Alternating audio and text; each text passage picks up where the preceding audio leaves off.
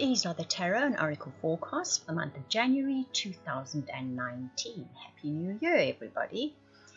If you would like to purchase or book a reading, any of the readings that are available from me, you can go to the website. The links will be in the description box below. That also includes those incredible soulmate readings. Virgo, first we're going to have a look at the teacup and see what tea leaf symbols are coming up for you in that cup for the month of January. Then we'll do the tea leaf cards, followed with the relationship reading, and finish up with your tarot cards. So I made your cup of tea, and as per usual, I ask the question to the universe, what is there that you guys should take note of? Symbols that you should pay attention to, or messages that come through for you. Especially symbols as well. You know, sometimes these can be good guidance points through your month. If you see one of the symbols that I mentioned in the teacup during the month, pay attention to that moment, because the universe is trying to bring your attention to something. I saw the number 11, which is interesting. As many of you will know, 11 is like one of the numbers. It's the number where you are divinely guided. So you'll probably find in the month of January you are divinely guided. If you're open and aware and conscious, you're going to be divinely guided.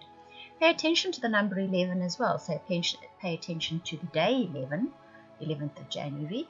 Or if you see the number 11 cropping up at any time in January, the universe is trying to bring your attention to something. There's also a lovely, beautiful, clear wishbone in there. So some of you are going to have a wish granted in the month of January. Something will be given to you that you've been hoping would come to you. There's also a beautiful big butterfly. And that means there's a change for the better. So especially for some of you that have been going through a series of challenges, you'll suddenly find that life now takes a turn for the better, which is a lovely way to stop the year, isn't it? Also, I'll say here, if you see a symbol in there that I might have missed, as you can see, this teacup is full of symbols, so I can't discuss all of them, then just comment in the comment box below and I'll happily discuss it with you. And also, each of you are going to see probably something that's pertinent to your own life story within that teacup. So just comment below and I'll let you know what messages come through with that symbol. Next, we have a look at your tea leaf cards. You get the kite, the sunrise, the basket, and the pin, which is very nice. You'll see you might have one card less than what the other star signs did, but you've got such nice cards that you don't need a whole pile of them. So you've got vacation with a kite. You've got sunrise, new creative ideas, new ventures, a fresh start. We've already seen in your teacup there's a fresh start for you, a change for the better. There's the basket, recognition, reward for merit. There's the pin, a new job or career. So January definitely is a fresh start for Virgo. You're starting off on a brand new phase in your lives. Some of you will get a new job. Some of you will have an entirely new start in your life. Others of you your career direction will change completely. Some of you will get to go away on a holiday that you maybe really feel like you need at this time. Others of you are going to get recognition for hard work done and will be rewarded in some way for what you've done as well. So it's really, really nice cards, these. January is obviously a good month for Virgo. Keep this in mind.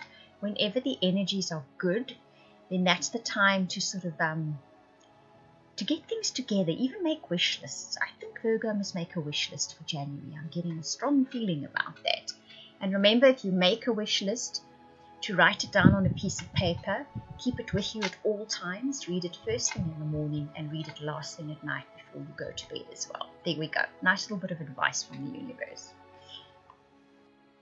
Your relationship reading applies to any important relationship. It need not necessarily be romantic. It can just be a very close connection, even friendship or partnership with somebody. The first card you get is religious factors. Your love life is influenced by your religious upbringing and spiritual path, and that is coupled with the Earth tone. Now, that religious factors card, although that's what it says specifically on the card, it covers a lot more than that. For me, really, the messages that come through usually with this card in a relationship reading is that core beliefs that we've built up over time. They can include religion, but mostly it's what we have built up with our experiences, and it's not even necessarily this lifetime. We could have carried them over. Most likely we have from other lifetimes.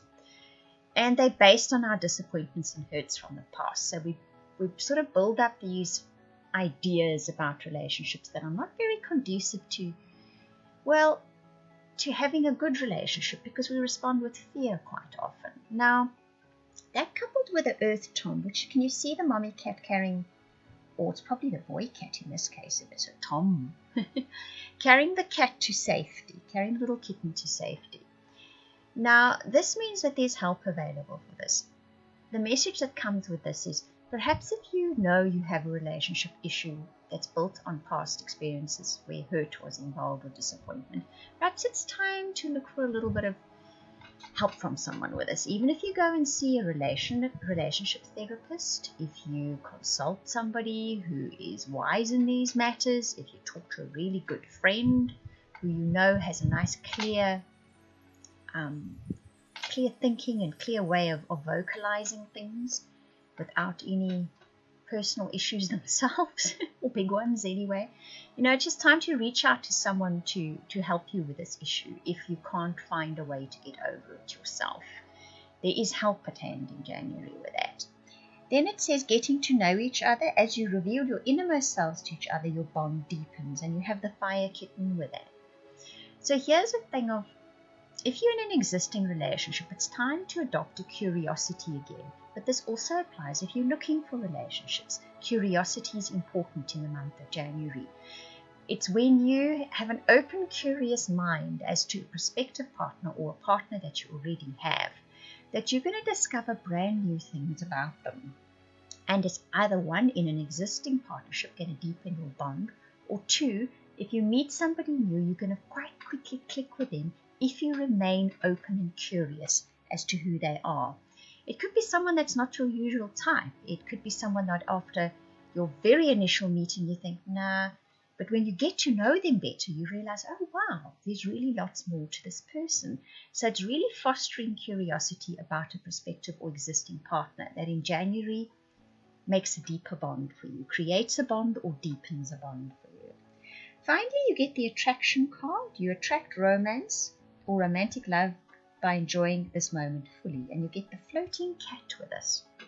Nice combination. So what this is saying is that it's suspension of disbelief is the floating cat, and it's interesting that it comes up with religious factors. So it's a case of your judgments, your preconceived ideas, your very firmly held beliefs about relationships have to be suspended in January if you want to see what can actually transpire, what incredible things can actually happen within your relationship life, both in an existing partner or if you're looking for someone. Something can happen in January that is way out of your usual experience. That's the definite message I'm getting. But you need to suspend disbelief. And that's always judgments. That's always preconceived ideas. And you need to open up, that curiosity within yourself that everybody has. You always start out life with it, but it kind of gets dampened over the years. So work on that, and you're going to see something amazing in January with relationships. Something very amazing. Your tarot cards in particular really outline your January story. They call for courage, they call for conviction, they call for taking action, and for also being open to the fact that you may need to learn a little more or discover a bit more. That Eight of Earth speaks about the fact that you may feel you're very accomplished as far as you have gotten, but you do need to maybe learn a bit more.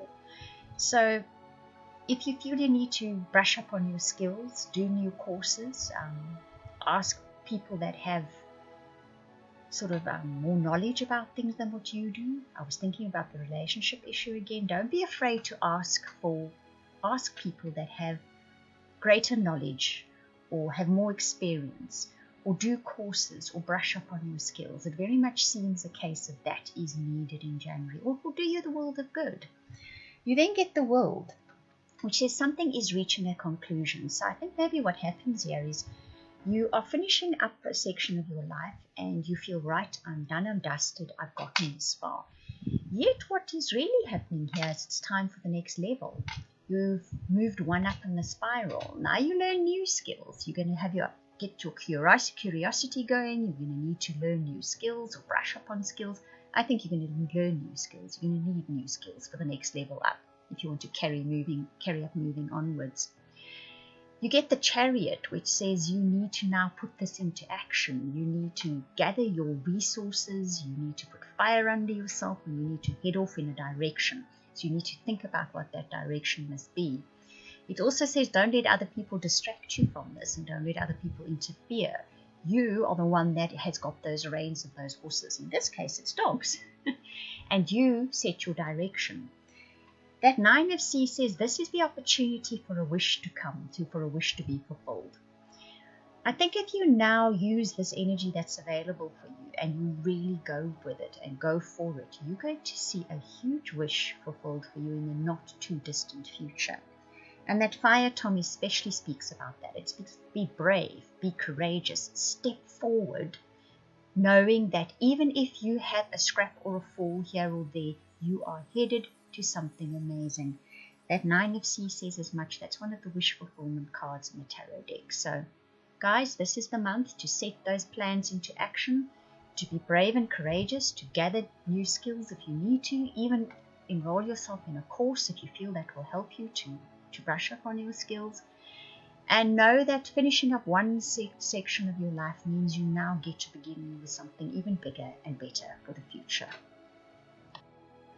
I do hope you enjoyed that reading. I would like to repeat again, if you'd like a personal private reading, subscription to weekly updates for your particular star sign, or to book that incredible soulmate reading, please contact me via the website. The link is in the description box below. Thank you for watching, listening, commenting. I read every single comment. I try to reply as often as I can. And for those of you that share the videos, a very big thank you to you too.